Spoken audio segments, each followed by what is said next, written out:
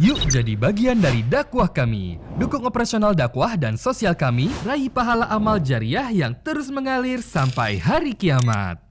Assalamualaikum warahmatullahi wabarakatuh. Alhamdulillah, tidak pernah berhenti lisan kita memuji dan memuja Allah atas segala nikmat yang dilimpahkan kepada kita.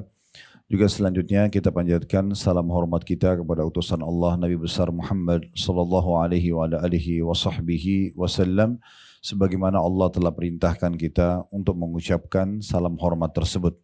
Baik, kita akan melanjutkan bedah buku kita yang ditulis oleh Abdul Aziz Al-Musyaiqi, dan ini terjemahan bukunya amalan-amalan yang menyebabkan tertolaknya azab Allah subhanahu wa ta'ala. Dan perlu kita ingatkan kembali kalau semua pelanggaran akan ada konsekuensi hukuman dari Allah subhanahu wa ta'ala, baik itu pelanggaran ringan ataupun berat.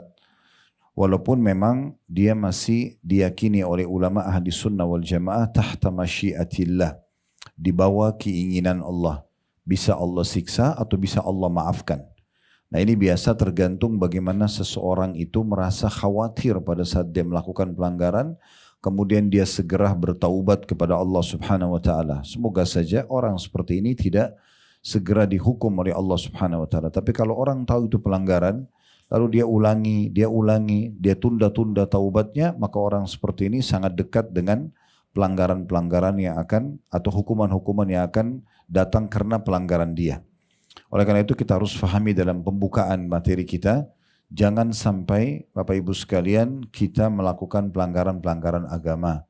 Karena toh juga perintah-perintah agama ini adalah sesuatu yang ringan dan mudah untuk diamalkan serta memiliki keutamaan yang besar. Lalu untuk apa kita masuk cenderung kepada pelanggaran-pelanggaran? Sudah sering kami sampaikan misalnya, daripada orang berbohong lebih bagus dia jujur.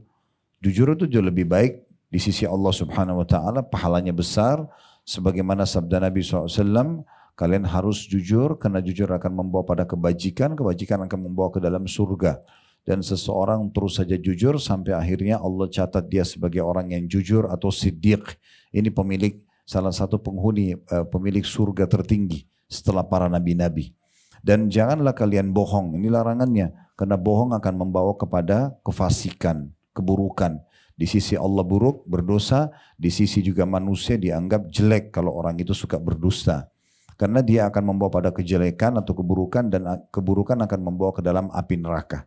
Seseorang terus saja berbohong, tidak memberhentikan dan taubat, sampai Allah catat dia sebagai pendusta. Artinya dia sudah sulit sekali untuk meninggalkan dusta tersebut, menjadi sebuah daidana atau kebiasaan dia. Itu contohnya saja. Daripada seseorang berzina, lebih baik dia menikah, sama-sama interaksi biologis. Daripada orang makan daging babi yang diharamkan atau hewan-hewan yang bertaring, maka dia bisa alihkan kepada yang dihalalkan. Ada sapi, ada kambing, ada ayam, ada kelinci. Lalu kenapa harus masuk kepada hal yang diharamkan? Sering kami ingatkan, kalau seandainya Allah subhanahu wa ta'ala memberikan kepada kita kebutuhan terhadap protein hewani misalnya, atau interaksi biologis misalnya, atau pakaian yang indah misalnya, lalu kemudian Allah tidak berikan kepada kita sesuatu yang halal dari semua itu. Ya wajar orang melanggar, tapi diberikan yang halal, dan yang haram ini sangat sedikit. Oleh karena itu membuka pintu pelanggaran itu akan mendatangkan azab atau siksa Allah. Nah, kita sedang fokus membahas amalan-amalan yang menyelamatkan kita dari hukuman-hukuman Allah subhanahu wa ta'ala. Pada kesempatan yang lalu kita sudah membahas poin atau faktor kelima. Itu tentang masalah menegakkan atau menyeru pada ma'ruf dan melarang dari kemungkaran. Itu ada di halaman 45 ya. Sudah kita bahas panjang lebar bagaimana setiap muslim harusnya peduli agar apapun yang ma'ruf itu apapun yang Allah perintahkan dan halalkan, kita dukung, kita juga menikmatinya dan mengerjakan, serta melarang dari yang mungkar. Nah, mungkar semua yang Allah larang. Ini sudah kita jelaskan yang lalu. Jangan Bapak Ibu ingin masuk ke surga sendirian. Kalau misalnya ada teman atau saudara kita muslim, baik hubungan kerabat atau tidak, dia melakukan pelanggaran agama, ingatkan agar jangan dia terjerumus nanti dalam genggaman syaitan dan akhirnya kena hukuman-hukuman Allah subhanahu wa ta'ala. Nah, pada kesempatan ini kita akan bahas faktor keenam yang menyebabkan selamat dari siksa Allah, menjauhi kezaliman. Menjauhi kezaliman. Saya langsung bacakan di halaman 55 seperti apa definisi atau gambaran kezaliman yang dimaksudkan oleh penulis. Kata beliau, zalim adalah melampaui batas terhadap orang lain, ya, masuk ke ranah orang lain, berkenaan dengan darah seperti orang menumpahkan darahnya, apakah dengan memukul, menyakiti fisiknya, atau sampai pada tingkat membunuhnya, atau kehormatannya, sengaja mencari-cari peluang untuk menjatuhkan dan merusak citra seseorang. Itu zalim namanya. Jadi kalau kita mau, kita tunjukkan kualitas kita saja, tidak perlu kita menjatuhkan rival atau lawan kita. Ini sayangnya masih banyak di antara kaum muslimin yang terjerumus dalam pelanggaran ini ya. Jadi kalau ibu punya satu bisnis misalnya, dalam Islam kita dianjurkan tunjukkan kualitas kita. Kualitas kinerja kita, kreativitas kita, ya, kemudian produktivitas, kemudian produk, pelayanan dan segala macam. Maka dengan itu cukup. Ya, kita tidak perlu sibuk memikirkan siapa pesaing kita. Pesaing ini kalau selalu kita pikirkan, maka akan selalu terbawa untuk mencari kesalahan orang. Tapi bagaimana kita tunjukkan kualitas kita? Saya waktu ditanya oleh beberapa media di beberapa waktu lalu, pada saat kemarin juga sempat ada pembukaan cabang restoran kami di Kebayoran, franchise pertama, alhamdulillah. Terus ada ditanya oleh media, bagaimana Ustadz menanggapi tentang pesaing-pesaingnya dalam makanan Timur Tengah? Saya bilang secara pribadi saya nggak pernah lihat pesaing saya, tapi yang saya lakukan adalah bagaimana saya menunjukkan kualitas saya pribadi. Kualitas pelayanan, kualitas makanan, kualitas tempat sendiri, SDM, staf-staf kita bagaimana supaya melayani dengan baik. Cukup itu. Nanti orang kan bisa menilai sendiri.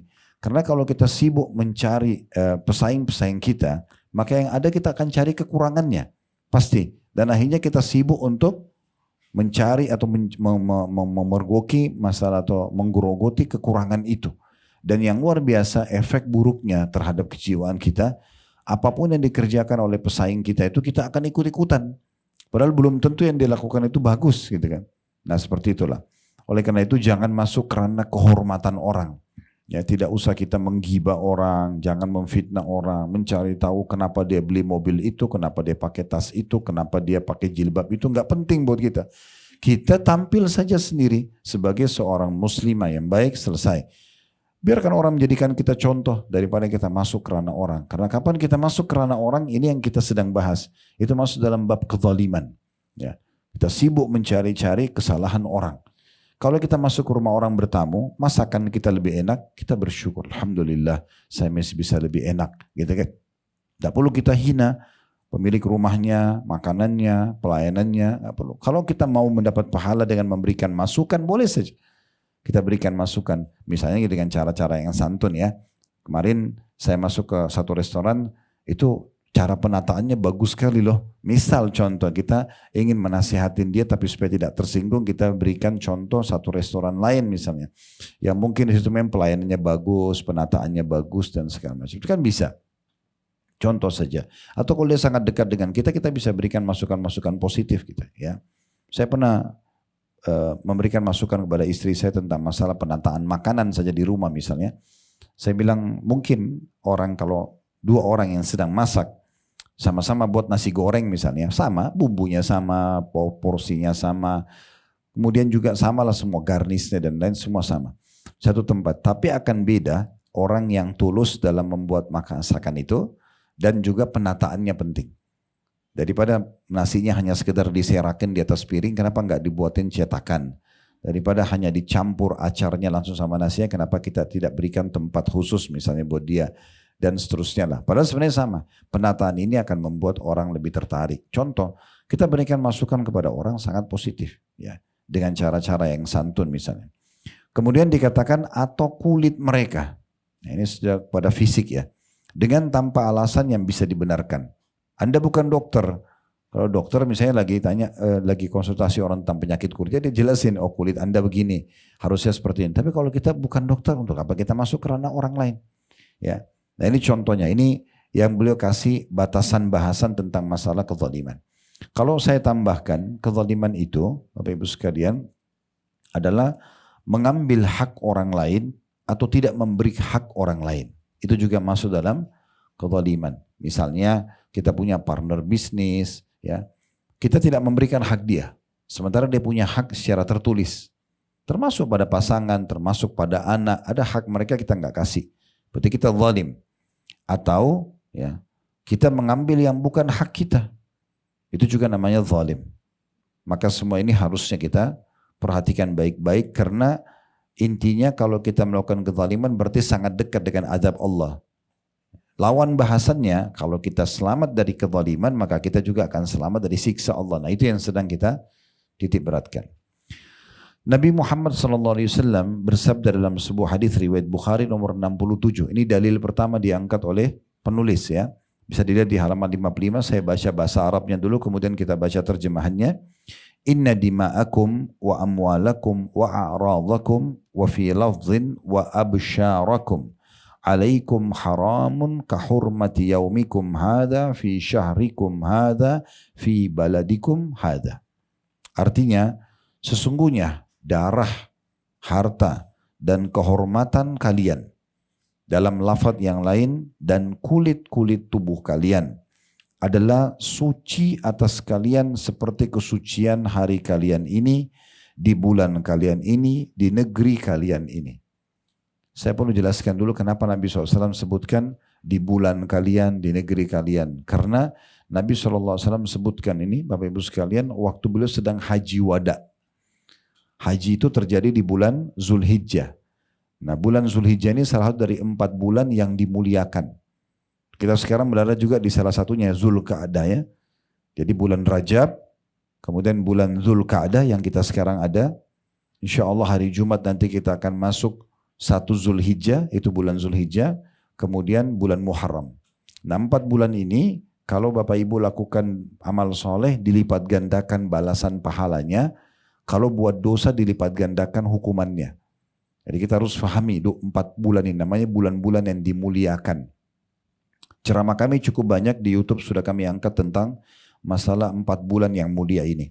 Dan nanti mulai hari Jumat ini, insya Allah tanggal 7 Juni, itu tanggal 1 Zulhijjah. Ya. Nah, itu 10 hari awalnya itu adalah hari yang paling mulia, hari emas setiap muslim. Karena kata Nabi SAW tidak ada hari-hari sepanjang tahun, termasuk Ramadan pun dikalahkan dengan 10 awal bulan Zulhijjah ini, ya. Jadi garis bawahi baik-baik, semua sedekah yang terbaik, zikir yang terbaik, doa yang terbaik, bakti sama orang tua yang terbaik, apa saja, semua kita persiapkan terutama di 10 awal bulan Zulhijjah, ya. Kata Nabi SAW tidak ada hari-hari sepanjang tahun di mana amal-amal soleh lebih Allah cintai dibandingkan yang dikerjakan di 10 awal bulan Zulhijjah. Maka kata para sahabat, ya Rasulullah, apakah jihad juga sama? Tidak bisa menyamai amal soleh yang dikerjakan di 10 awal bulan Zulhijjah.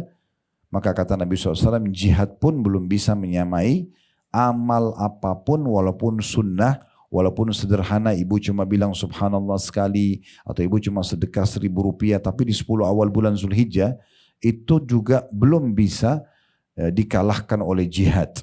Kecuali seseorang yang keluar berperang membawa seluruh hartanya, misal dia punya 10 M dibawa semua ke medan perang untuk jihad, dia bawa juga jiwanya, dia ikut berperang, kemudian dia tidak membawa pulang keduanya.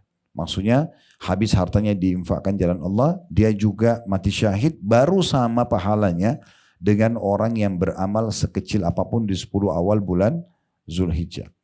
Kalau ada di antara yang hadir sini akan haji tahun ini, maka jangan sia-siakan untuk membuat haji kita mabrur dengan cara memperbanyak sedekah di Mekah, terutama memberi makan orang.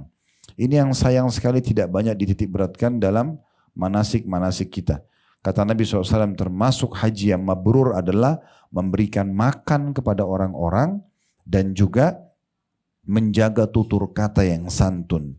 Ya, itu di selama haji. Jadi tidak caci maki, tidak bertengkar, tidak ribut, tidak ghibah, tidak ada. Itu semua dalam haji selesai. Ya, ini sebagai sekolah training mirip dengan Ramadan. Setelah haji kita jangan ulangi lagi. Nah, seperti itu kurang lebih gambarannya. Nah, jadi Nabi SAW sebutkan di musim haji. Dan beliau mengatakan, saya ulangi lagi ya, sesungguhnya darah, harta dan kehormatan kalian dalam lafaz yang lain, dan kulit-kulit kalian atau tubuh-tubuh kalian adalah suci, ya. Suci artinya tidak boleh dicoreng. Tidak boleh ibu dan bapak masuk ke ranah orang, tumpahin darahnya tadi saya bilang ya, atau lukai tubuhnya, atau rusak kehormatannya, nama baiknya, martabatnya, atau bahkan mengambil hartanya, manipulasi data untuk mengambil harta mereka, ya. Bahkan kulit-kulit mereka nggak boleh dihina, karena itu ciptaan Allah. Kita sendiri nggak boleh hina kulit kita. Kita sendiri nggak boleh hina, nggak boleh ibu dan bapak lihat di cermin, kok saya jelek ya, itu nggak boleh. Karena bukan buatan kita ini. Kita lahir ya sudah begini Allah kasih. Tugas kita tinggal dipakai dan dinikmati saja sebagai sebuah fasilitas untuk berbakti dan patuh kepada Allah.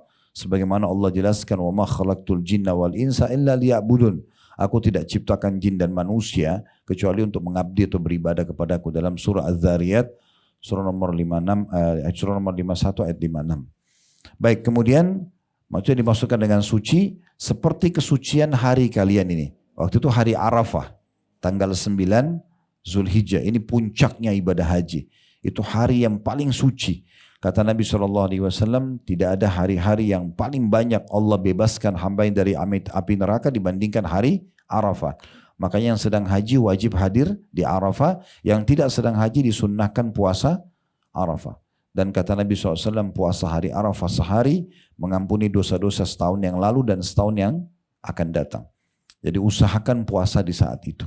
Dan alhamdulillah fatwa ulama tentang masalah bolehnya wanita sekarang menunda haidnya bagi orang yang mau haji, mau umrah, mau puasa Ramadan, itu boleh. Sehingga tidak terganggu tawafnya, tidak terganggu lagi puasanya. Jadi bisa ibu dengan fatwa ini gak perlu punya utang Ramadan, kan gitu. Karena dengan minum obat penunda haid misalnya, maka nanti haidnya setelah lebaran. Sehingga akhirnya tidak ada utang gitu ya. Nah sama dengan kalau mau kejar puasa hari Arafah, tanggal 9 Zulhijjah kan.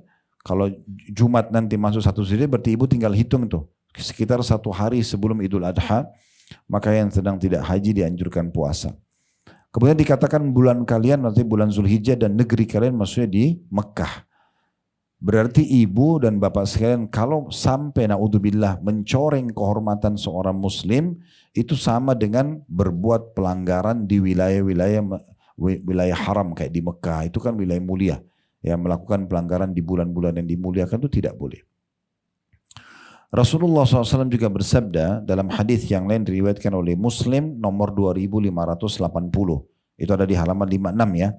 Ada hadis di situ di paragraf nomor 2 dan ada angka kecil setelah terjemahan nomor 8, ada footnote di bawah. Ya, nomor 8 HR hadis riwayat Muslim dalam kurung nomor 2580.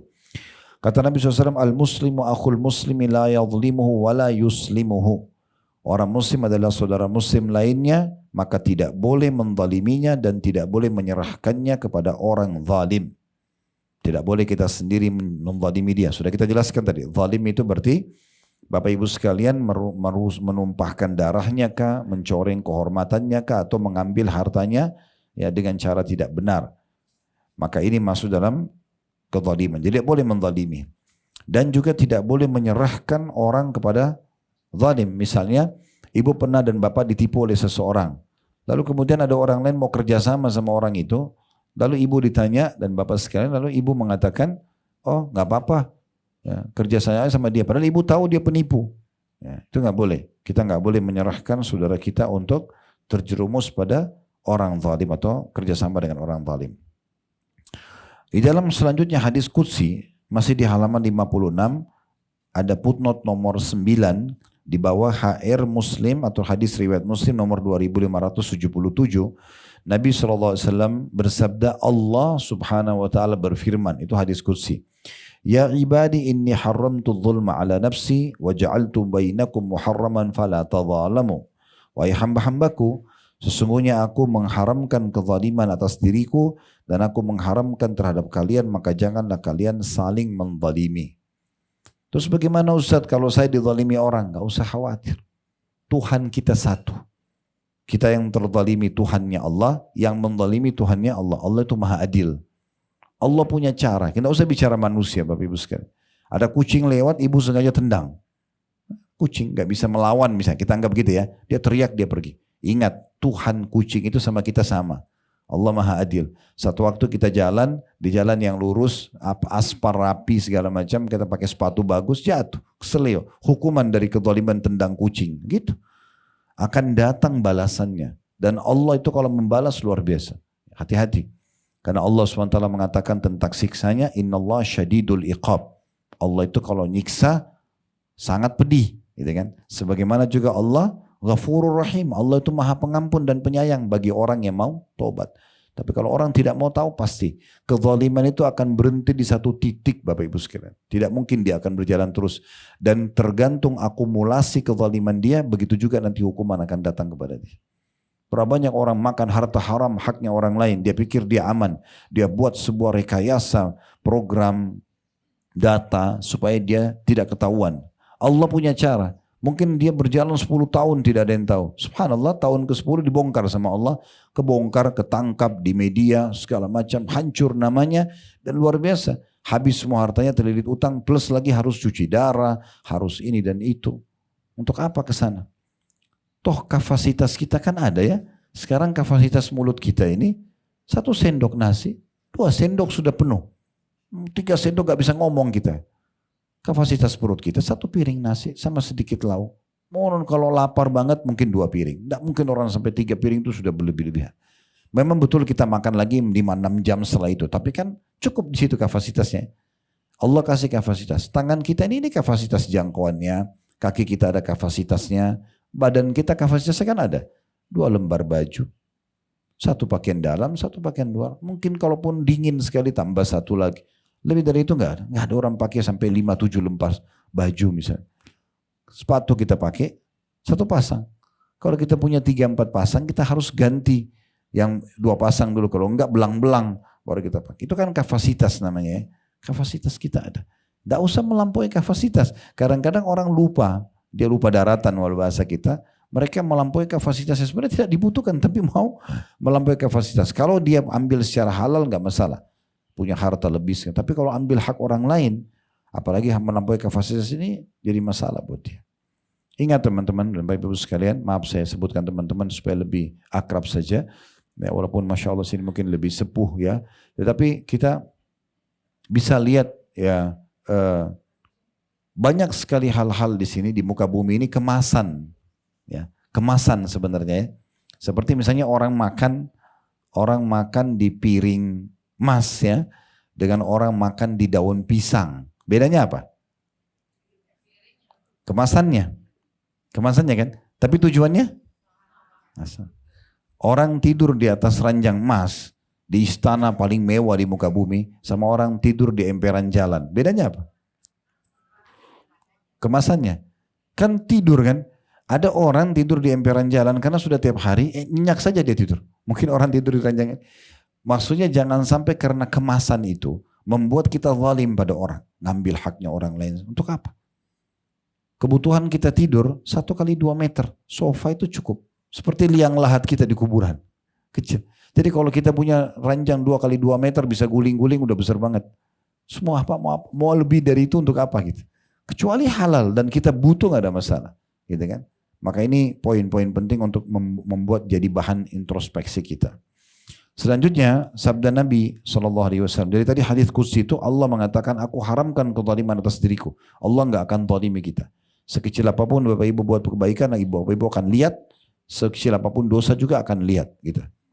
Man ya'mal mithqala dzarratin khairan yara. Siapa yang buat seperti biji sawi dari kebaikan akan diperlihatkan dan akan diberi balasan. Wa man ya'mal mithqala dzarratin syarran yara. Siapa yang buat seperti biji sawi dari keburukan akan diperlihatkan dan akan dikenakan hukumannya. Clear. Gitu kan. Maka Allah bilang jangan juga kalian menzalimi. Kalau kita dizalimi orang aman, nggak ada masalah. Karena kita pasti akan panen dari dia banyak hal. Ya. Makanya seorang tabi'in ya pernah digibah oleh seseorang, digosipin. Dia baru beli kurmanya baru ranum pakai tangkai bagus gitu. Muridnya datang mengatakan, wahai imam itu kayak kita sekarang kiai ustaz. Si fulan baru menceritakan Anda, menggibah Anda. Dia senyum, dibungkus kembali kurma itu sebelum dia makan, masih baru, masih di packingnya. Dia bilang sama muridnya, bawa ini ke rumahnya orang itu ya, sampaikan salam saya dan ucapkan terima kasih sudah berbagi pahala kepada saya. Jadi bagi balasan terima kasih saya, ini saya kasih kurma gitu. Orang-orang paham, kalau ada haknya Bapak Ibu yang ditahan sama orang lain, tidak akan hilang sama sekali. Di dunia kita tidak dapat, belum dapat, di akhirat kita akan dapat maksimal. Makanya kata Nabi SAW, kalian tahu siapa orang yang bangkrut? Para sahabat mengatakan, ya Rasulullah, orang yang habis dirham dan dinarnya. Tidak ada duitnya lagi, nggak ada emas, nggak ada peraknya. Kata Nabi SAW, bukan itu gampang. Hilang bisa kerja cari lagi gitu. Tapi orang yang bangkrut sebenarnya orang yang datang hari kiamat membawa lengkap pahala sholat, pahala puasa, pahala haji, pahala sedekah. Tapi satu sisi pernah zalimi orang ini, pernah caci maki orang itu, pernah mengambil hak orang yang ini. Dan tidak sempat mengembalikan dan minta maaf di dunia. Maka orang-orang ini akan datang menuntut dia. Ya Allah, si fulan pernah caci maki saya, ambil sholatnya. Si fulan datang lagi pernah ambil harta saya, diambil puasanya. Sampai kata Nabi SAW, kalau habis semua pahalanya, dibagi-bagi untuk bayar. Karena di akhirat gak ada lagi dolar, gak ada euro, gak ada uang rupiah bisa dipakai bayar. Gak ada negosiasinya pahala atau dosa mereka. Kata Nabi SAW, kalau sudah habis pahalanya masih ada yang datang nuntut, tetangganya kah, saudaranya kah, anaknya kah, pasangan hidupnya kah, siapa saja, teman majelis taklimnya kah, ini orang pernah zalimi saya. Nah maka akhirnya datang menuntut dan sudah habis pahalanya, diambil dosa-dosa mereka. Mereka yang berzina, mereka yang mencuri, lalu orang ini yang ditanggung, dibuat tanggung hukumannya di neraka. Kata Nabi SAW, maka dia dilempar ke dalam neraka lebih jauh dari jarak timur dan barat. Makanya kata Nabi SAW, ingat siapa yang punya permasalahan dengan saudaranya di dunia ini, selesaikan sebelum datang hari yang tidak ada manfaatnya dirham dan dinar, hari kiamat. Kata para sahabatnya, Rasulullah, nanti di sana apa? Negosiasinya dengan apa? Kata Nabi SAW, amal solehmu atau dosanya dia. Amal soleh kita dihabisin dulu, bayarin dulu. Kalau sudah selesai, masih ada yang nuntut, dosa mereka. Untuk apa? Hanya untuk gosipin orang? Hanya untuk ambil beberapa produk atau barang dia, harta dia, gak ada manfaatnya. Atau masuk kepada kehormatan dia, misalnya martabatnya kita rusak, untuk apa? Dan itu harus hati-hati sekali masalah ini. Ini juga sudah panjang lebar kami jelaskan dalam kajian dosa-dosa besar ya. Walaupun itu kecil masalahnya di mata ibu dan bapak sekalian, tapi jangan dianggap kecil karena bisa besar di sisi Allah Subhanahu Wa Taala. Contoh sederhana, ada seorang muslimah datang ke rumah temannya muslimah yang lain. Rumahnya bersih, bagus. Kenapa pembantunya lincah banget, bersih orang. Itu tuan rumahnya lagi sholat atau kemana negosiasi. Kamu dikasih gaji berapa? 2,5 juta. Sama saya aja 3 juta. Keluar, nggak boleh. Ngerusak hubungan orang. Itu merusak kehormatan dia. Kan nggak boleh. Itu pembantu rumah tangga. Sama juga staf di perusahaan. Sama juga dengan pasangan hidup orang. Dan segala macam hal. Gitu kan. Oleh karena itu kita harus banyak bersyukur Bapak Ibu sekalian. Terlalu banyak nikmat Allah yang cukup kita nikmati. Ingat tadi kapasitas kita ada, syukuri itu. Ya. Kemudian selanjutnya sabda Nabi SAW di halaman 57. Ittaqul zulma fa inna zulma zulumatun yaumal qiyamah. Takutlah kalian pada kezaliman karena kezaliman adalah kegelapan pada hari kiamat nanti. Ada footnote nomor 10 di bawah HR atau hadis riwayat Muslim nomor 2578. Jadi maksud kegelapan hari kiamat, orangnya sudah sulit untuk menyelamatkan diri. Itu yang dimaksud dengan kegelapan. Jadi ada orang subhanallah bangun tidur sampai mau tidur lagi cuma cari musuh saja. Cari tentang kekurangan orang, masalah pembantu, masalah sama suami, sama istri, pekerjaannya. Pokoknya dia tidak bisa hidup kalau bukan sarapan, makan siangnya sama makan malamnya itu gosipnya orang. Ini untuk apain? Gitu kan? Makanya harus hati-hati. Kalau ada teman-teman kita yang sibuk ceritain aib orang, pindah aja dari situ. Sampai mereka pindah bicara tentang masalah pendidikan, masalah bisnis, masalah kebahagiaan. Cerita yang baik-baik aja. Kenapa harus pembantunya orang? Kenapa harus suami orang? Kenapa harus istri orang? Kenapa harus pekerjaan orang? Untuk apa masuk ke ranah itu? Tidak ada manfaatnya sama sekali buat kita. Ya. Sama juga saya sarankan ini sering di pengajian, terutama bagi ibu-ibu. Kalau lagi santai, bu di rumah, lagi nggak ada kerjaan, zikir kepada Allah, baca Quran, dengerin ceramah. Jangan cari kontak nih, saya lagi kosong nih. Lalu WA temannya, kamu ada masalah apa? Curhat aja nggak apa-apa. Saya lagi kosong kok. Padahal dia lagi kosong di waktu itu saja. Mungkin besok dia sibuk lagi kan. Waktu lowong itu nikmat Allah. Kata Nabi SAW, ni'matani maghmunun katsirun minan nas. Dua nikmat yang banyak dilalaikan oleh sebagian besar manusia. Yang pertama, as-sihhatu wal faraq. Kesehatan dan waktu lowong. Waktu lowong itu pakai ibadah. Kalau ibu dengarin gosipnya atau curhatnya temannya ibu tentang suaminya misalnya, pasti mau tidak mau kita terbawa dengan arus, ini teman kita. Akhirnya kita emosi, akhirnya kita masuk ke ranah, kita tidak kenal suami dia, suami juga kita tidak dengar permasalahannya. Kalau dari dua pihak mungkin lain. Tapi ini kita dengar dari satu pihak saja, ayo oh memang suamimu itu zalim, memang begini. Kita sama-sama, so, istrinya dapat dosa, kita dapat dosa. Kenapa masuk ke ranah itu? Ya, jadi nggak usah repot-repot jadi pahlawan kesiangan gitu. Ya, ini nggak perlu. Jadi isi waktu luang kita dengan hal-hal yang baik. Masih banyak zikir kita yang terbengkalai, ayat-ayat Quran yang harusnya kita baca gitu kan. Pendidikan, ilmu pengetahuan lah paling tidak yang bisa kita dengarkan ya di media sekarang cukup banyak. Nah ini yang dimaksudkan dengan kezaliman. Banyak sekali nanti orang yang sulit menyelamatkan dirinya hari kiamat karena sudah gelap bagi dia. Masalahnya kalau bayangkan kalau ibu dan bapak sekalian melahirkan satu musuh satu hari saja. Hari itu sibuk dengan gosip si fulan, besok siapa lagi, lusa lagi. Kita hidup misalnya anggaplah selain balik 50 tahun atau 60 tahun. Berarti kita punya berapa banyak itu? Satu tahun 365 hari. 365 musuh satu tahun kali 50-60 tahun itu luar biasa. Ya. Berapa ratus, berapa ribu musuh dia hari kiamat. Bagaimana nggak habis pahalanya? Kan gitu. Jadi mulai sekarang kalau memang ingat pernah gosipin orang, pernah punya masalah sama orang, minta maaf segera Bu, Bapak sekalian. Maafin saya pernah gini ya. Terus setelah itu kontrol. Ya, kalau yang keluar dari lisan kita yang bermakna, boleh bercanda, boleh ngobrol, boleh tegur sapa, tapi semuanya yang berbobot. Nah, begitu seorang muslim, bukan masuk kerana merusak citra dan kebaikan orang lain. Baik, selanjutnya sabda Nabi SAW ini mulai penulis masuk ke contoh-contoh tentang kezaliman. Di sini masalah pengambilan tanah yang bukan hak. Sejengkal saja tanah yang kita ambil bukan hak kita, mengubah sertifikat atau apa saja, ini bahaya sekali hari kiamat. Ini diantara yang diangkat oleh beliau di halaman 57. Beliau mengatakan Nabi SAW memberikan ancaman terhadap siapa saja mengambil sesuatu dengan tanpa hak lewat sabdanya, man zalama kaida shibrin minal ardi syai'an tuwiqahu min sab'i aradin. Barang siapa yang mendolimi sejengkal tanah saja, sejengkal saja dia ambil, ya, itu belum kita kali sekian meter, cuma satu jengkalan saja diambil, maka akan dikalungkan kepadanya dari 7 lapis bumi nanti pada hari kiamat. Jadi tanah itu akan disusun-susun dengan 7 lapis sampai ke dalam tanah, lalu dikalungkan buat dia sebagai beban dan siksaan, itu baru di mahsyar, belum masuk ke neraka nantinya. Wa na'udzubillah. Ini hadis diriwayatkan Muslim, ada putun nomor 11 di nomor 1612. Kata penulis, jadi kezaliman adalah faktor terbesar turunnya azab dan orang-orang zalim dikuasakan satu sama yang lain. Maksudnya orang yang zalim ini, ya, kalau dia berhasil menzalimi orang lain itu misalnya lemah, nggak bisa melawan dia. Nanti Allah datangkan orang zalim lain yang lebih kuat dari dia untuk mengalahkan dia dan menyiksa dia. Begitu seterusnya. Itu yang Allah ceritakan dalam firman-Nya dalam surah Al-An'am, surah nomor 6 ayat 129. Itu dari halaman 57 ke 58 ya. Saya bacakan ayatnya. Wa kadzalika nuwalli ba'dadh-dhalimina ba'dhan bima kanu yaksibun.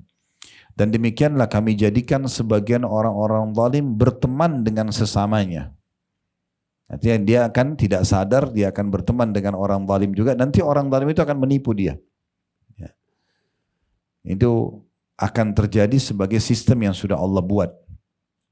Demikian pula kezaliman merupakan faktor penghalang baik dunianya maupun akhiratnya, seperti diharamkannya makanan yang baik-baik. Ya. Allah berfirman, jadi maksudnya kalau sudah terlanjur kita buat kezaliman, akhirnya nanti Allah bukakan pintu makanan yang haram, minuman haram, pakaian haram, karena dia sudah terlanjur masuk ke dalam kezaliman tersebut. Ya. Allah sebutkan dalam surah An-Nisa, surah nomor 4 ayat 160, فَبِظُلْمٍ مِّنَ الَّذِينَ هَادُوا حَرَّمْنَا عَلَيْهِمْ طَيِّبَاتٍ وَحِلَّتْ لَهُمْ. Karena kezaliman orang-orang Yahudi, kami haramkan bagi mereka makanan yang baik-baik yang dahulu pernah dihalalkan buat mereka. Jadi berapa banyak orang yang betul memang kaya raya, banyak hartanya, tapi karena dari kezaliman, kena penyakit kronis, nggak bisa makan. Nggak bisa nikmati makanan tersebut, malah jadi masalah buat dia. Demikian pula kezaliman adalah salah satu faktor azab sedemikian rupa yang menyebabkan kebinasaan masyarakat. Jadi kalau misalnya kezaliman itu sudah berpindah, tadinya cuma satu orang tapi menjadi satu keluarga atau menjadi satu kebiasaan di masyarakat, kayak sudah tidak dijadikan sebagai sebuah pelanggaran lagi, maka itu berbahaya sekali karena bisa datang bencana yang menimpa seluruh negeri itu. Itu yang Allah jelaskan dalam surah Al-Kahfi, surah nomor 18 ayat 59. Wa tilkal qura ahlaknahum lamma zalamu wa ja'alna limahlikihim mau'ida. Dan penduduk negeri itu telah kami binasakan ketika mereka berbuat zalim, dan telah kami tetapkan waktu tertentu bagi kebinasaan mereka. Kadang-kadang orang ini yang buat zalim, dia bodoh sekali, tidak faham kalau ada Allah yang selalu mengawasi dia, melihat dan pasti akan menghukum kezaliman dia. Ya, sehingga akhirnya dia minggir, tidak mungkin terjadi pembongkaran kedoknya atau apa saja. Maka terakhir nanti dia cuma mengatakan, kok bisa ya? Ya pasti bisa. Jangan terus kita bersembunyi di kata-kata kok bisa, kok bisa. Setelah kita kemas sedemikian rupa, Allah bongkar dengan caranya. Ya pasti bisa. Oleh karena itu jadi orang baik-baik saja. Selesai. Gak punya masalah sama Allah, gak punya masalah sama makhluk. Udah kita nikmatin apa yang dihalalkan, kerjakan apa yang diperintahkan. Selesai. Konsepnya sederhana. Kan gitu. Karena itu, kata penulis, jangan ada seorang pun yang berani berbuat zalim dan jangan terpedaya dengan penangguhan Allah. Maksudnya terhadap hukumannya. Ya. Kalau bukan hari ini besok akan datang, kalau bukan besok lusa akan datang. Ya, cepat atau lambat akan datang hukuman Allah subhanahu wa ta'ala. Di dalam hadis yang sahih, Nabi SAW bersabda, hadis ini ada footnote nomor 12 di bawah, HR maksudnya hadis riwayat Bukhari nomor 4686. Kata Nabi SAW, Inna Allah Azza wa Jalla la yumli lidh-dhalimi fa idha akhadahu lam yuflithu. Thumma qara wa kadzalika akhdhu rabbika idza akhadhal qura wa hiya zalimatun inna akhdahu alimun syadid. Sungguh Allah Azza wa Jal. Bagi Bapak Ibu yang pegang bukunya, Azza wa Jal itu sifat Allah ya, Azza mulia dan Jal itu tinggi, maha tinggi ya. Allah maha mulia dan maha tinggi, menangguhkan orang-orang zalim, memberikan tenggang waktu, tidak langsung dihukum pada saat itu, hingga ketika D-nya besar kata ganti Allah, menghukumnya.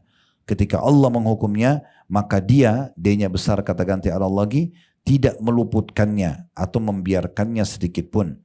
Kemudian Nabi SAW membaca firman Allah Subhanahu wa Ta'ala yang artinya, dan begitulah azab Rabbmu apabila dia mengadab penduduk negeri-negeri yang berbuat zalim. Sesungguhnya azabnya itu adalah sangat pedih lagi keras. Sangat pedih lagi keras.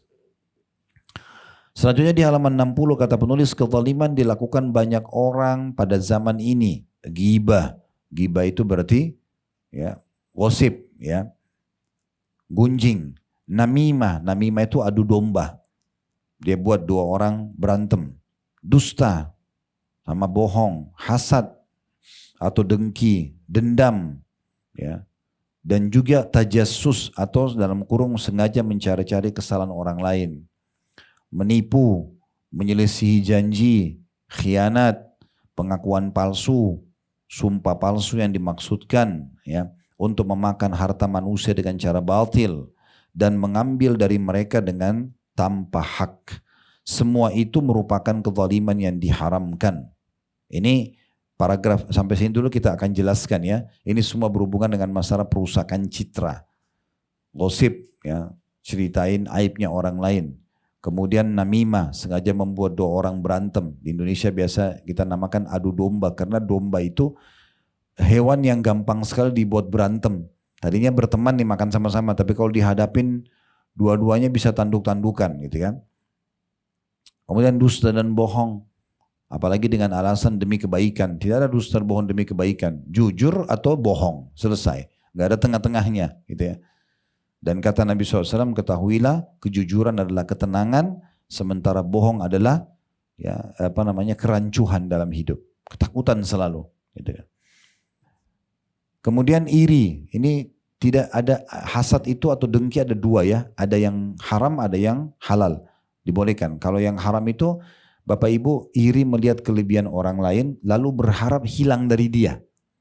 Ya, seperti misalnya tetangga baru beli mobil baru, dia nggak beli mobil baru nih. Begitu tetangganya mundur tabrak pagar, rasain loh. Misalnya. Padahal nggak ada hubungannya karena dia jengkel kenapa tetangganya beli baru. Tetangganya yang beli AC dia yang kedinginan gitu ya. Nah ini semua itu tidak dibolehkan ya. Tetapi kalau ibu dan bapak sekalian misal melihat ada satu kelebihan dari seseorang. Lalu kita berharap Allah kasih seperti dia tapi tidak berharap hilang dari dia. Itu namanya ghibthah, dibolehkan.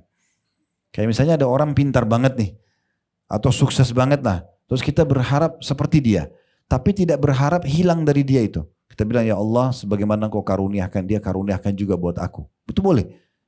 Tidak berharap bedanya yang haram sama halal ini, kalau yang haram kita berharap hilang dari dia. Nah itu yang dimaksud di sini. Dendam, tidak ada dalam Islam, dalam kamus kita dendam.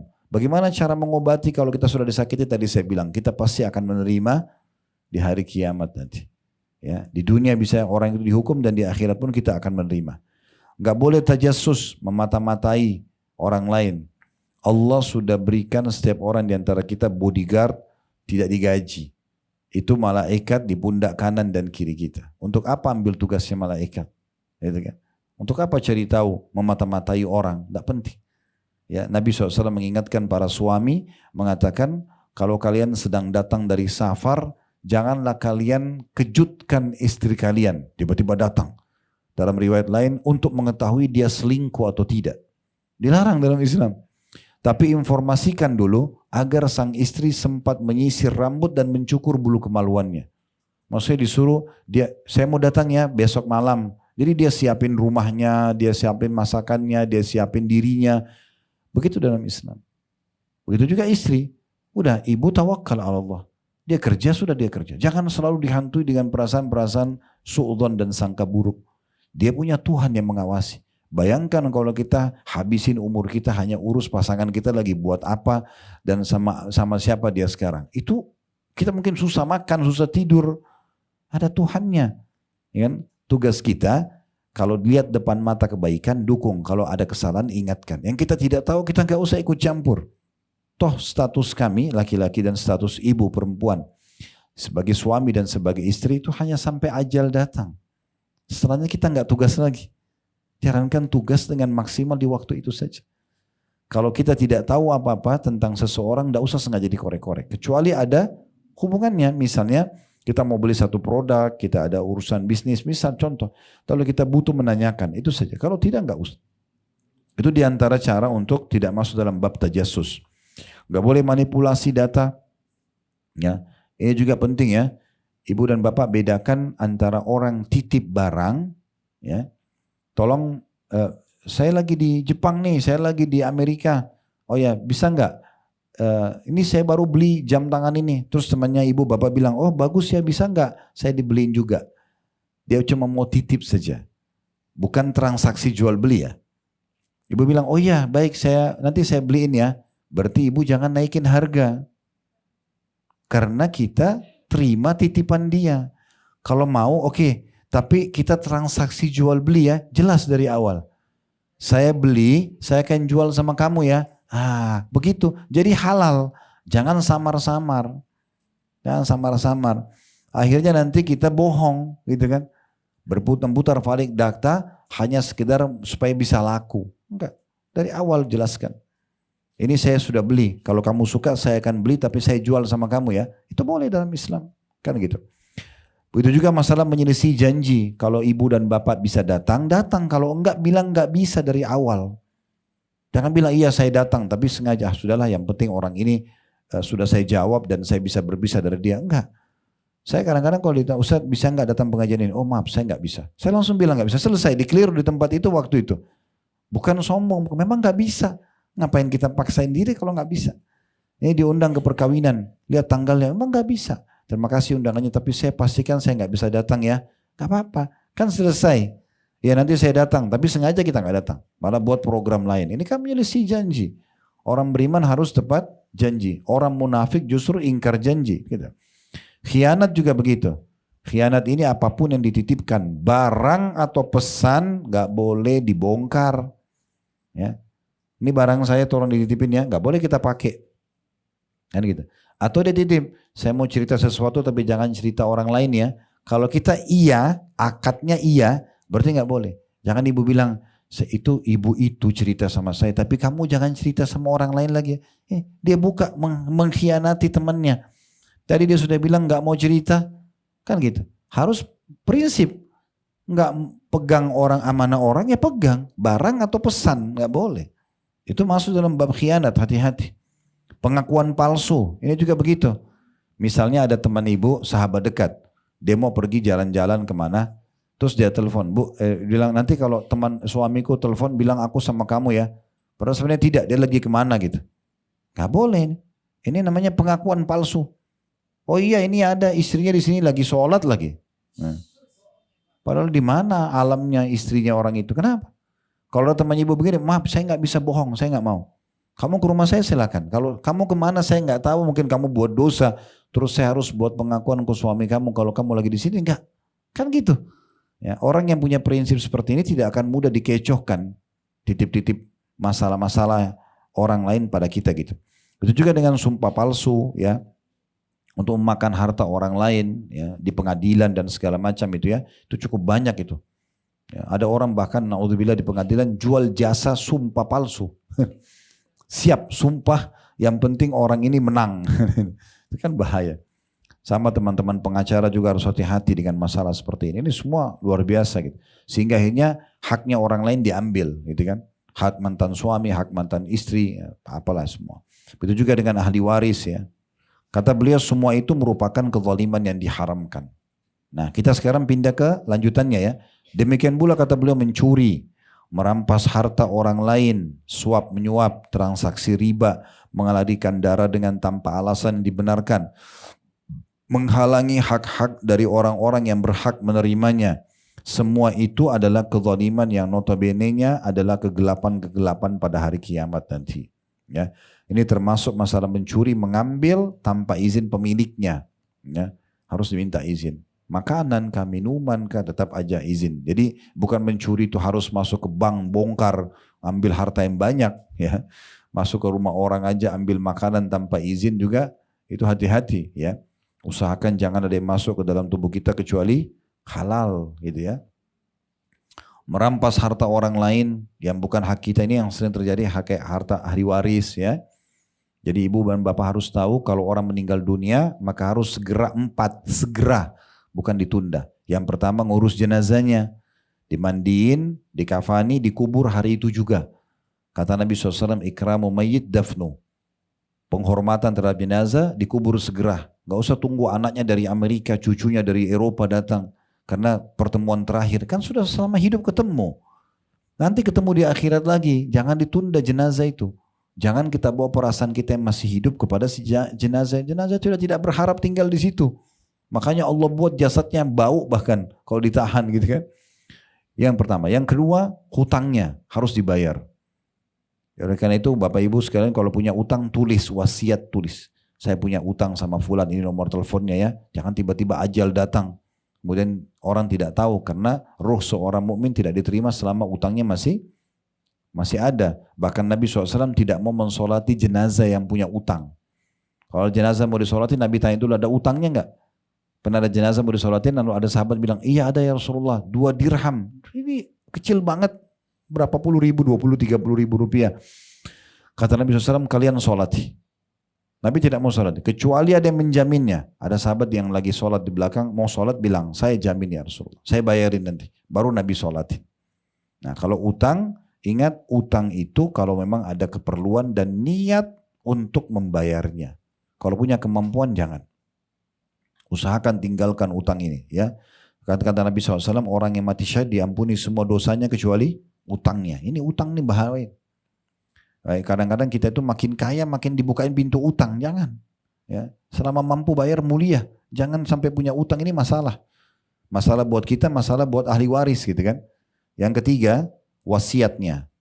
Nah wasiat ini Bapak Ibu bisa meninggalkan wasiat untuk harta kita maksimal 1/3 harta. Kayak misalnya Bapak Ibu tulis wasiat, saya kalau meninggal nanti sepertiga harta saya buat pesantren ya, buat masjid ya, tapi tidak boleh lebih dari sepertiga.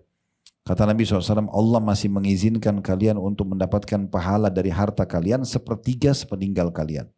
Ya, jadi tidak boleh lebih dari sepertiga, gitu kan? Dan ini juga saya sarankan kalau misalnya ada bapak ibu yang orang tuanya meninggalkan harta yang banyak, maka usahakan ahli waris sepakat untuk mengeluarkan sepertiga dari yang ditinggal buat si mayit, kan gitu. Buat masjid buat dia, buat pesantren buat dia, sumur, supaya dapat pahala dong. Ini uangnya kita dapat tanpa kerja, kan itu. Orang tua kita meninggal tiba-tiba dapat gitu. Saya kemarin waktu ayah saya meninggal langsung saya ingatkan ahli waris. Saya kumpulin saudara saya semua, kumpulin ibu, lalu saya mengatakan, ini semua harta yang ditinggal, kita nggak ada campur tangan. Yang bekerja keras dulu beliau. Sekarang kita sepakat sepertiganya kita buatkan untuk amal jariah. Sisanya 2/3 baru dibagi, kan gitu. Nah yang keempat ini warisannya. Nah ini yang kita ingin titik beratkan di sini. Masalah yang saya ingin singgung dalam masalah tadi di poin itu ya, merampas harta orang lain yang bisa masuk dalam masalah warisan. Kadang-kadang ada orang karena dia kakak tertua, dia yang pegang harta warisan itu sengaja ditunda-tunda, tunggu harganya naik dulu baru dijual. Ini nggak boleh. Apa haknya dia? Harta itu bukan milik dia, harta seluruh ahli waris. Mau dijual berapapun lakunya, bagi haknya orang lain. Kalau dia mau, dia tutupin. Dia beli rumah itu, baru dibagi uangnya kepada ahli waris, itu boleh. Tapi kalau dia tahan, dengan pertimbangan dia nggak boleh. Ada saya temukan kasus itu di Indonesia, di daerah Jawa Timur, subhanallah mungkin sudah 7 turunan. Nggak dibagi itu. Sudah cicit yang kesekian. Nggak dibagi-bagi. Ini kenapa? Sampai ahli waris yang harusnya menikmati, meninggal. Nggak dapat. Nah ini bahaya sekali hari kiamat ya. Kita bermasalah dengan saudara kita sendiri, ngapain itu? Ya kan? Sama adik, sama kakak. Karena kita menahan hak orang lain. Jadi itu nggak boleh. Begitu juga dengan suap menyuap. Kalau seandainya itu hak kita, dan kita tidak bisa dapatkan kecuali harus membayar, itu tidak suap menyuap. Tapi kalau bukan hak kita lalu kita bayar, itu namanya suap menyuap. Hukumnya haram. Kan nggak boleh. Transaksi riba, mengalirkan darah tanpa yang dibenarkan, ini sudah kita jelaskan tadi. Menghalangi hak dari orang-orang yang berhak menerimanya. Termasuk orang-orang terdekat ya, hati-hati dengan Bapak Ibu sekalian, terutama ibu-ibu pembantu rumah tangganya, itu mereka punya hak juga makan seperti kita. Berikan tempat yang layak buat mereka, jangan tunda-tunda gajinya, gitu kan. Itu semua penting sekali, kata Nabi SAW, berikan upah para petugas atau pegawai kalian lah kalau bahasa kita sekarang ya, sebelum keringatnya kering. Baik. Selanjutnya kata beliau di paragraf yang di bawah masih di halaman 60 ya. Karena itu setiap muslim yang tulus terhadap dirinya wajib bertaubat kepada Allah Ta'ala dari kezaliman dan mengembalikan hak-hak yang dizalimi kepada orang yang berhak menerimanya sebelum datang suatu hari yang ketika itu tidak berlaku lagi dinar dan dirham. Jika ia memiliki amal saleh maka diambilkan dari kebajikannya, dan jika ia tidak memiliki amal saleh maka diambilkan dari keburukan temannya lalu dicampakkan kepadanya atau padanya, kemudian ia akan dilemparkan ke dalam neraka. Jadi di halaman 61, meninggalkan kezaliman merupakan faktor keselamatan dari kebinasaan dan juga kesengsaraan di dunia dan di akhirat. Sebab kezaliman adalah kecongkakan di muka bumi dan kerusakan yang berkonsekuensi menghalangi dari keselamatan dan kehidupan yang mulia. Maka kita berkewajiban untuk menghindari atau menghindar dari kezaliman, baik itu menyangkut kehormatan, harta maupun fisik. Ya, ini semua kita punya kewajiban untuk itu. Ya, jadi saya sering bahasakan dan saya ingatkan lagi, menuju kepada kematian akhirat kita ini, toh kita semua akan menuju ke liang lahat kita dan pasti wafat. Para nabi-nabi aja meninggal dunia, apalagi kita manusia biasa. Gitu. Tapi pergilah menuju ke akhirat Bapak Ibu sekalian, bawa 2 hal dan jangan bawa 2 hal. Bawa 2 hal itu bawa amal soleh dan teman soleh. Ya. Ini yang kita bawa, amal soleh yang akan memberatkan timbangan amal untuk masuk ke dalam surga. Teman soleh kalau dia punya kelebihan amal, dia bisa berikan syafaat kepada kita kalau kita kurang amalnya. Dan jangan bawa 2 hal, jangan bawa dosa, segera bertaubat, dan jangan bawa musuh. Nah ini musuh-musuh ini bahaya sekali. Dalam sebuah hadis ya, yang pernah kami baca, kata Nabi SAW, sesungguhnya ada 1 buku amal, itu yang Allah tidak akan ikut campur di situ. Yang berhubungan dengan makhluk. Buku amal yang berhubungan sama Allah, Allah masih bisa maafkan. Allah Maha Pengampun, bisa Allah maafkan, bisa Allah hukum. Tapi satu buku Allah tidak ikut campur sampai pemiliknya sendiri memaafkan. Itulah berhubungan dengan makhluk, manusia. Ya, harta orang, kehormatan orang, ini semua bahaya. Sampai dia memaafkannya. Dan perlu kita garis bawahi, setiap kali kami pengajian kami selalu ingatkan itu. Kita duduk seperti ini Bapak Ibu sekalian, saya luangkan waktu untuk datang, Bapak Ibu luangkan waktu untuk duduk mendengarkan. Ini Allah Subhanahu wa taala menakdirkan semua dan tujuannya agar kita disadarkan, bersyukur kita bisa dengarkan hari ini. Setiap kali pengajian begini, tujuannya adalah hari ini ke depan. Kita bahas masalah kezaliman, berarti mulai hari ini ke depan jangan terjadi. Kita tidak bahas masa lalu. Tinggal kalau masa lalu pernah ada seseorang di antara kita melakukan kezaliman, segera dia taubat. Karena dia sudah tahu, oh ternyata berbahaya buat dia. Nggak gitu. Jadi jangan sampai ada yang mengatakan, Ustadz ini menyinggung saya. Enggak, saya nggak kenal Bapak Ibu sekalian. Semuanya gitu kan. Secara individual ataupun keluarga, mungkin secara umum saja. Tapi ini dibahas oleh siapapun, buku ini dibaca, baik ini dalam bahasa Arab, misalnya ini kan dari bahasa Arab asalnya, atau terjemah bahasa Indonesia, atau mungkin terjemah bahasa Inggris, atau dalam bahasa Afrika, akan sama bahasannya. Di mana-mana akan sama bahasannya. Jadi kalau ada bahasan tentang jujur misalnya, kita sedang bahas jujur hari itu, kita berharap ke depannya kita jujur. Yang lalu ada salah, kita taubat. Nah begitu. Kita bahas tentang sedekah, berarti ke depannya kita bahas ke depan bagaimana kita lebih loyal dalam sedekah dan kita jauhi sifat pelit. Nah seperti itu tujuannya. Jadi kita sedang membahas hari ini ke depan, semoga Allah memperbaiki kalaupun ada yang salah dan kurang gitu ya. Kemudian selanjutnya, masih di halaman 61 di paragraf yang setelah ada bold, ada penebalan huruf ya di paragraf awal. Paragraf kedua, maka kita berkewajiban untuk menghindar dari kezaliman, baik itu menyangkut kehormatan, harta dan fisik. Nabi SAW bersabda, al-muslim akhul muslim la yadhlimu wa la yakhdhuluhu wa la yahkiruhu. Orang muslim adalah saudara bagi muslim yang lain, tidak boleh menzaliminya, tidak boleh menelantarkannya dan tidak boleh merendahkannya. Hadis ini riwayat Muslim nomor 2578. Garis bawahi kata-kata merendahkan ya. Kadang-kadang ini bisikan syaitan hampir standar. Di saat Allah berikan kita kelebihan fisik, harta, jabatan, biasanya kita dibuat arus untuk menganggap orang lain kayak lebih rendah dari kita secara jenjang sosial atau fisik. Jangan begitu Bapak Ibu sekalian. Justru kita harus kemas diri kita dengan sifat tawadhu.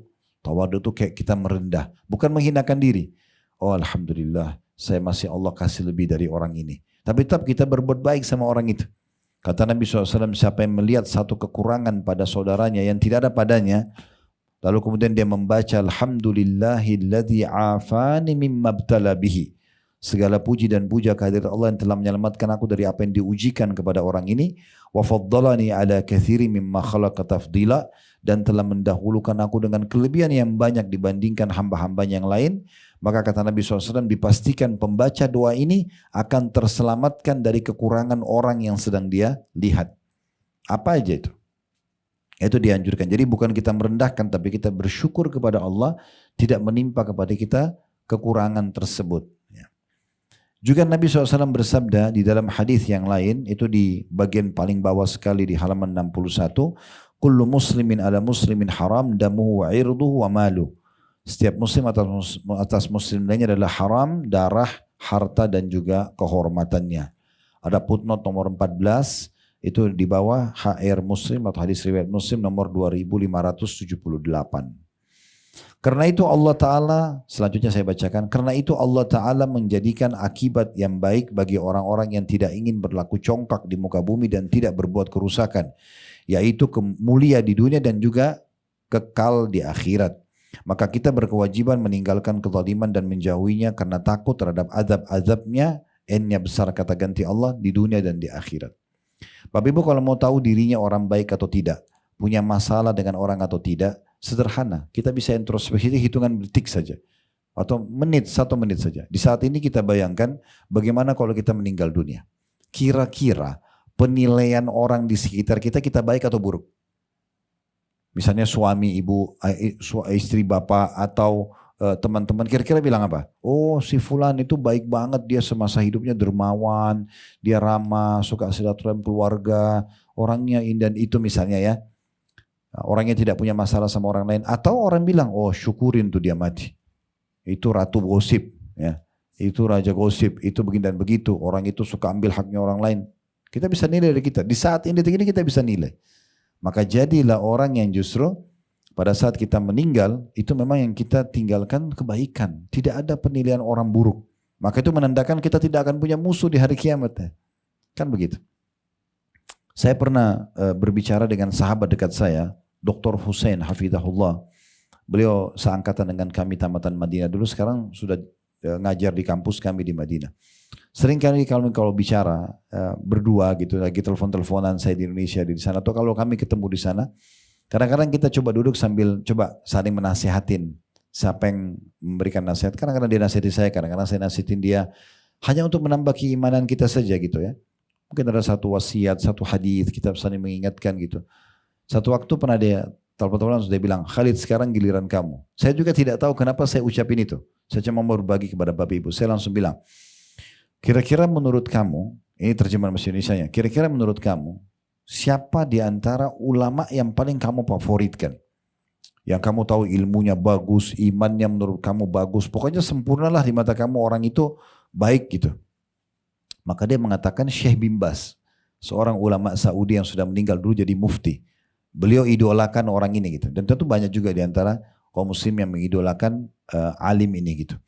Dia bilang Syekh bin Baz. Saya katakan, kenapa? Dia bilang karena ilmunya luas, jadi mufti di Saudi, terkenal, muridnya banyak. Ya, banyak sekali kisah-kisah uniknya Syekh bin Baz, banyak sekali. Ya.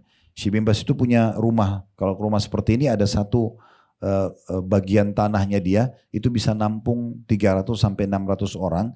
Itu setiap sarapan, makan pagi, makan siang, makan malam digratisin orang. Siapa saja boleh mampir. Salah satu kebaikan dia gitu. Jadi orang sudah tahu, orang kalau yang tukang sapu jalan, orang mampir aja tinggal makan gratis. Makan pagi, makan siang, makan malam. Salah satu kebaikannya.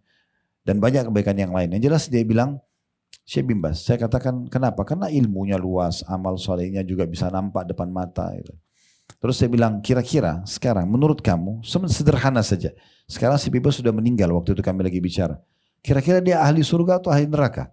Dia bilang ahli surga. Secara teori agama, ahli surga. Meninggal dalam keadaan muslim, seorang alim, amal solehnya banyak, ilmunya menyebar, murid-muridnya banyak. Ya ahli surga. Saya bilang, kalau gitu nasihat saya, buat diri saya dan kamu adalah, jadikan dirimu seperti Syekh bin Baz.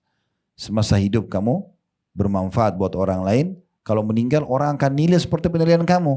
Oh dia orang baik. Nah begitu. Jadi seperti itu Bapak Ibu sekalian. Jangan sampai nanti orang justru menilai kita tidak baik. Yang itu. Baik, selanjutnya sabda Nabi SAW. Maaf, kita masuk dulu di halaman 62 di paragraf kedua ya. Maka kita berkewajiban meninggalkan kezaliman dan menjauhinya karena takut terhadap azab-azabnya. N-nya besar kata ganti Allah di dunia dan di akhirat. Rasulullah SAW bersabda dalam hadis riwayat Tirmidzi, ada footnote nomor 15 di bawah, di nomor 2513 dan Abu Daud nomor 4902. Ma min dzambin ahra an yu'ajjilallahu ta'ala lahu uqubatan minal baghi wa qati'atir rahim. Tidak ada satu dosa pun yang lebih patut untuk disegerakan hukumannya, maksudnya di dunia sebelum akhirat. Hati-hati dari dua dosa ini ya, karena ini bisa disegerakan hukumannya oleh Allah daripada kezaliman dan juga memutus kekerabatan. Yang paling cepat hukumannya buat zalim kepada orang atau putus silaturahim. Kayak tidak mau bakti sama orang tua, tidak mau berbuat baik sama kerabat, mentang-mentang sudah mampu lupa sama mereka gitu kan. Dan seterusnya. Dan kalau ada yang mengatakan begini, kan kezaliman tadi sudah banyak kita bahas ya. Sekarang dalam hadis ini ada yang kedua, memutus kekerabatan. Ada seorang sahabat bilang, ya Rasulullah, ada kerabat saya lanjut hubungan sama dia, dia putus saya. Saya berbuat baik sama mereka, mereka balas dengan kejahatan. Kata Nabi SAW, kalau benar apa yang kau ucapkan, sebenarnya kau sedang memberikan kepada mereka tanah yang panas atau batu yang panas ya. Seperti itulah kurang lebih makna hadisnya. Artinya memang tidak usah kita balas kejahatan orang dengan kejahatan. Kalau ada kerabat kita silaturahim dengan mereka, mereka tidak mau balas, kita nggak masalah. Kita aja yang melakukannya gitu ya. Kita yang merupakan, dan puncak silaturahim tertinggi adalah dengan kedua orang tua kita. Selama masih hidup, mereka adalah kunci surga kita, jangan disia-siakan gitu kan. baik mereka sudah meninggal atau baik mereka masih hidup atau mereka sudah meninggal. Kalau sudah meninggal tetap masih bisa berbakti dengan cara banyak mendoakan, memohon ampun buat mereka, sedekah buat mereka, haji dan umroh buat mereka. Walaupun hanya dengan badal misalnya kita membayar kepada orang lain untuk melakukannya, maka itu semua termasuk bentuk bakti setelah mereka meninggal, termasuk juga melanjutkan hubungan dengan sahabat-sahabat mereka. Sahabat ayah, sahabat ibu ya. Kita berbuat baik itu termasuk kita melanjutkan kekerabatan. Begitu juga dengan saudara-saudara kita, saudara kandung, ya, paman dan seterusnya. Mungkin ada yang mengatakan, Ustaz, tapi ada saudara saya nggak berhenti minta bantuan terus. Nggak apa-apa, nggak usah pikir masalah dia mintanya.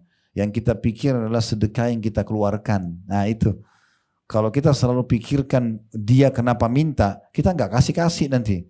Tapi yang kita pikir adalah dia atau orang lain sama saja kan. Intinya kita punya peluang sedekah di saat itu. Itu yang kita fahami.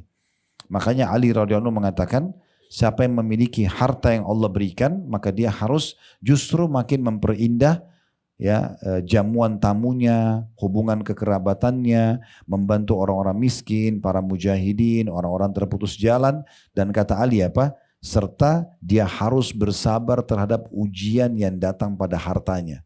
Akan ada orang utang tidak bayar, akan ada mungkin kita investasi rugi, akan ada orang yang tidak berhenti ganyang terus minta bantuan, tidak apa-apa. Caranya jangan lihat dianya minta, tapi lihat dia atau orang lain di saat itu Allah sedang berikan kita kesempatan sedekah. Jadi kita selalu memberi saja. Itu diantaranya gitu. Kemudian selanjutnya Rasulullah SAW mengabarkan bahwa doa orang teraniaya atas orang yang menzaliminya itu dikabulkan. Sebagaimana disebutkan dalam hadis Muadz di halaman 63 ya, ittaqi da'watal mazlumi fa innaha laisa bainaha wa bainallahi hijab. Hati-hatilah engkau dengan doa orang terzalimi karena tidak ada hijab yang menghalangi antara doa itu dengan Allah. Maksudnya penulis sekarang ingin menyinggung lagi, jangan sampai Anda para pembaca ya yang membaca ini berbuat zalim pada orang, karena orang yang sedang kita zalimi doanya mustajab. Nah, satu-satunya doa orang kafir yang Allah kabulkan kalau dia terzalimi. Jadi bukan berarti sekarang kita muslim, kita punya perusahaan, pegawai kita non muslim, lalu kita berbuat zalim, ini non muslim gak usah dikasih gaji. Tetap Allah akan tolong dia. Karena kezaliman Allah tidak akan dukung, gitu kan. Khusus di sini doa dia pun kalau dia berdoa sama Allah agar diberikan keturunan, Allah masih kasih. Apalagi kalau dia muslim. Ya. Makanya Nabi SAW mengatakan hati-hati dari doa orang yang terzalimi karena tidak ada hijab yang menghalangi antara dia sama Allah. Dalam hadis yang lain, da'watul madlumi yarfa'uha Allahu ilal ghamam wa yaqul wa izzati wa jalali la ansurannaka walau ba'da hin. Doa orang yang terzalimi akan diangkat oleh Allah ke awan. Dia berdoa Allah akan naikkan ke langit ya. Seraya Allah berfirman setelah itu, demi keperkasaan dan keagunganku, hanya besar kata ganti Allah, sungguh aku hanya besar kata ganti Allah akan menolongmu walaupun setelah beberapa waktu. Tetap akan datang pertolongan dari Allah subhanahu wa ta'ala. Ada footnote nomor 16 di bawah HR Bukhari atau hadis riwayat Bukhari nomor 4347, Muslim nomor 26. Allah subhanahu wa ta'ala juga berfirman, tilkal darul akhiratu naj'aluha lilladina la yuriduna uluwan fil ardi wala fasada wal aqibatu lil muttaqin. Negeri akhirat itu kami jadikan bagi orang-orang yang tidak menyombongkan diri dan tidak berbuat kerusakan di bumi, dan kesudahan baik bagi orang-orang yang bertakwa. Maksudnya adalah kalau mau selamat di akhirat, dapat surga yang terbaik, di dunia pun tentu selamat, jangan sampai ada kerusakan atau menyombongkan diri. Ini digabungkan namanya kezaliman. Sa'id bin Jubair ini nama seorang tabi'in ya, orang yang sangat soleh, namanya Sa'id bin Jubair, berkata tentang al-ulu, yakni kezaliman. Maksudnya yang dimaksud dengan jangan kalian membuat ulu di muka bumi, kerusakan. Ya, kata beliau makna ulu di sini adalah buat kezaliman. Karena itu Nabi SAW menyebutkan sebagian hukuman kezaliman sebagai peringatan agar tidak melampaui batas dan melanggar larangannya. Larangan Allah maksudnya, N-nya besar. Lewat sabdanya, ma min ra'in yastar'ihi lahu ra'iyatan fayamutu wa huwa ghashun li ra'iyati illa haramallahu alaihi al-jannah. Ini contoh yang lain, pemimpin yang zalim terhadap masyarakatnya. Kata Nabi SAW, tidaklah seorang pemimpin yang diberi mandat oleh Allah untuk memimpin rakyatnya, lalu ia mati dalam keadaan menipu rakyatnya, melainkan Allah mengharamkan surga baginya. Ini diriwayatkan di bawah nomor 17, Bukhari nomor 7150, Muslim nomor 227. Ya. Jadi di masa dulu sama masa sekarang sedikit berbeda ya. Kalau masa dulu itu orang kalau ditunjuk jadi pemimpin mereka berlumba-lumba menolaknya. Takut tanggung jawab hari kiamat. Kalau kita sekarang malah berlumba-lumba. Nah ini harus hati-hati. Kalaupun dia jadi pemimpin maka jangan sampai ada kezaliman. Satu saja orang kita zalimi. Kita punya musuh satu saja. Misalnya tetangga kita. Sudah cukup untuk dihabiskan pahala kita hari kiamat. Bagaimana kalau satu komunitas, satu pedesaan, satu kota, satu wilayah, satu negeri. Oh tuh berat banget itu. Ya. Janjiin masyarakat Indonesia A dan B tapi tidak dipenuhi, itu bahaya banget. Dia berhadapan dengan sekian ratus juta orang pada hari kiamat, itu nggak gampang. Itu nggak gampang ya. Maka hati-hati sekali. Makanya Ali radhiyallahu anhu pernah waktu jadi khalifah lalu dibuatkan istana mewah di Kufah, di salah satu kota Irak. Beliau begitu lihat langsung lari. Beliau mengatakan saya tidak mau, ini adalah istana ya kesombongan dan akan mencelakakan. Dia pergi tinggal di rumahnya sendiri karena ketakutan. Lalu kemudian dia jalankan hukum. Tentu ini ijtihad beliau pribadi. Bukan berarti orang jadi pemimpin tidak boleh tinggal di istana. Boleh. Tetapi harus hati-hati. Jangan sampai di situ kita lakukan kezaliman-kezaliman. Itu bukan hak kita. Semua itu misalnya milik pemerintah, milik negara. Ya itu tidak boleh disalahgunakan. Ya. Bagi orang-orang yang diberikan amanah mobil dinas. Berarti dinas. Gak boleh dipakai untuk keluarga. Kecuali diizinkan. Itu contohnya. Ya. Hal-hal seperti ini harus betul-betul kita hati-hati sekali. Lalu dikatakan menipu adalah kezaliman yang tidak tulus kepada mereka. Menipu adalah kezaliman dan tidak tulus kepada mereka masyarakat berkenan dengan urusan akhirat dan dunia. Sudah cukup ini sebagai hukuman dan kehinaan bagi siapa yang melanggar larangan Allah. Selanjutnya Rasulullah SAW juga bersabda, "Man dhalama qaida shibrin minal ardi tuwika wallahu iyyahu yaumal qiyamati min sab'i aradin." Ini hadis tadi sudah disebutkan tapi diulangi oleh penulis ya. Barang siapa yang menzalimi sejengkal tanah maka dikalungkan kepadanya pada hari kiamat dari 7 lapis bumi. Hadis riwayat Muslim nomor 1413. Kata beliau ini adalah hukuman yang sangat keras terhadap siapa yang melampaui batas tanah ke batas tanah orang lain. Ya. Karena itu Nabi SAW juga melaknat, la'anallahu man ghayyara manaral ard. Allah melaknat siapa yang merubah tanda pembatas tanah. Diriwayatkan oleh Muslim nomor 1978. Ya kadang-kadang ada orang begitu ya. Saya pernah dapatkan kasus di lapangan begitu. Jadi ada orang yang jual kafling-kafling tanah masih pakai kayu ya sebagai tanda, itu dipindahin sama dia. Cuma dipindahin berapa 1 meter aja misalnya. Sehingga tetangga baru dia bangun. Ini dia tidak sadar. 1 jengkal aja akan dikalungkan di lehernya pada hari kiamat. Apalagi kalau sebesar itu. Dan mau diapakan lebih tanah itu? Mau dilapakan, mau jadi tanaman, mau jadi jalan, kita tidak pakai sebesar itu kok kan gitu. Laknat maksudnya adalah dijauhkan dari rahmat Allah Subhanahu wa taala atau diangkat keberkahan hidupnya. Demikian pula Nabi SAW bersabda, "Man kanat lahu zawjatani falam ya'dil bainahuma ja'a yaumal qiyamati wa shiqquhu ma'il." Ini contoh lain yang beliau sebutkan, ini khusus bagi laki-laki yang poligami. Maaf ini kena disinggung ya. Dikatakan barang siapa yang memiliki 2 orang istri, lalu ia tidak berlaku adil di antara keduanya, maka ia datang pada hari kiamat dalam keadaan sebelah tubuhnya miring. Ya, itu berarti hukuman buat dia. Punto nomor 20 riwayat Bukhari nomor 2133 dan Tirmidzi 1141. Jadi kalau dalam masalah ini istri semua punya hak yang sama ya, hak nafkah dan hak mabit kecuali ada negosiasinya. Negosiasi itu misalnya kalau kesamaan dulu ya. Kalau orang punya 2 orang istri, yang satu dikasih 10 juta, yang satu juga harus 10 juta sama gitu ya. Anak punya anak, yang satu punya anak 2, yang satu punya anak 1. Per anak misalnya dikasih 5 juta. Berarti anak istri pertama 10 juta karena 5 juta. Anak pertama, anak dari istri kedua berarti 5 juta saja. Yang membedakan nanti perbedaan nafkah itu di anak, jumlah anak. Dan fasilitas lebih besar itu kalau jumlah anak karena butuh kamar lebih besar misalnya. Nah ini semua harus hati-hati sekali karena akan dihisab oleh Allah Subhanahu wa taala pada hari kiamat.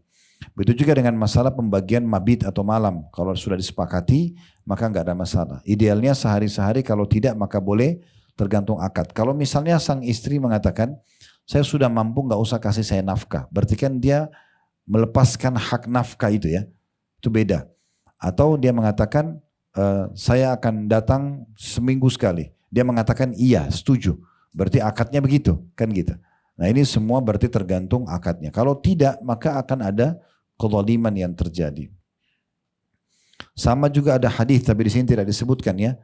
Kalau ada seorang laki-laki yang sengaja menikahi wanita, ini juga sama kalau seorang wanita sama menipu si laki-lakinya ya. Dia mengatakan kalau kamu nikah sama saya akan berikan kamu mahar begini dan begitu. Atau saya akan siapkan rumah atau ini dan itu misalnya. Kemudian setelah menikah dia bohong, dia nggak kasih. Ya, maka nanti pada hari kiamat dia dianggap sebagai si laki-laki ini sebagai pezina. Walaupun dia di dunia akadnya resmi, gitu kan? Karena dia menjanjikan menghalalkan kemaluan orang dengan janji-janji tapi tidak dikasih sama dia. Nah, sama, hati-hati perempuan yang mengatakan kalau kamu nikah sama saya nanti saya akan pakai jilbab, saya akan sholat, saya akan. Tapi setelah itu tidak dilakukan sama dia. Ini menipu orang, kan gitu. Itu semua bahaya sekali. Kezaliman dengan tetangga bantal sendiri. Kan gitu. Ini hati-hati. Ini semua termasuk dalam bahasan-bahasan kita tentunya. Yang terakhir yang diangkat oleh penulis itu di halaman 66.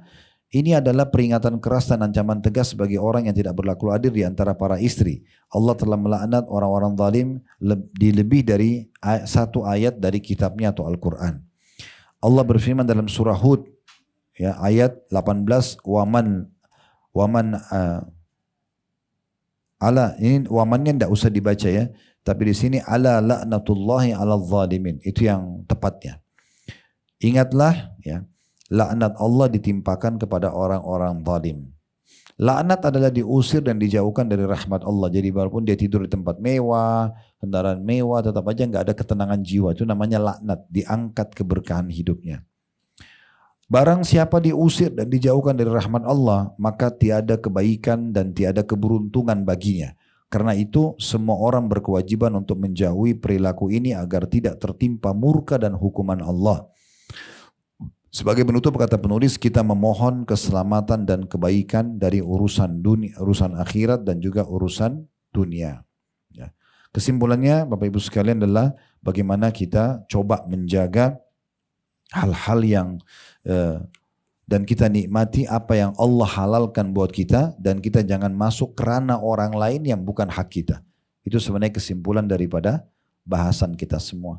Kedepannya insya Allah kita akan lanjutkan faktor ketujuh tentang masalah sedekah. Allahu a'lam. Jangan lupa selalu doakan agar negeri kita menjadi negara yang aman, tentram, damai. Allah jaga persatuan, kesatuan dan kemerdekaan kita. Dan Allah berikan petunjuk para pemimpin menjalankan tugas dan amanah dengan baik. Dan memberikan hak-hak masyarakat. Dan juga menjadikan kita masyarakat yang selalu gotong royong dengan pemerintah menjalankan program-program positif selama tidak melanggar agama. Serta semoga Allah makmurkan dan tenteramkan negara kita dan menjadi contoh bagi negara-negara yang lain.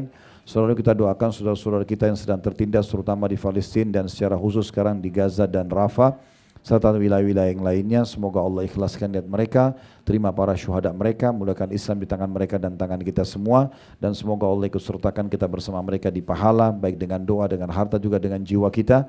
Dan semoga Allah subhanahu wa ta'ala memberikan kepada mereka kemerdekaan.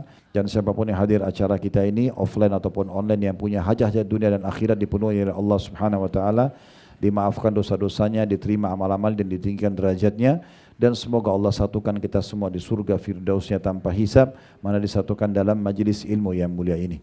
Allahumma amin. Wa sallallahu nabiyana Muhammadin wa alihi wa sahbihi wa sallam. Wa akhiru da'wana alhamdulillahi rabbil alamin. Subhanakallahumma bihamdika asyhadu an la ilaha illa anta astaghfiruka wa atubu ilaik. Wassalamualaikum warahmatullahi wabarakatuh.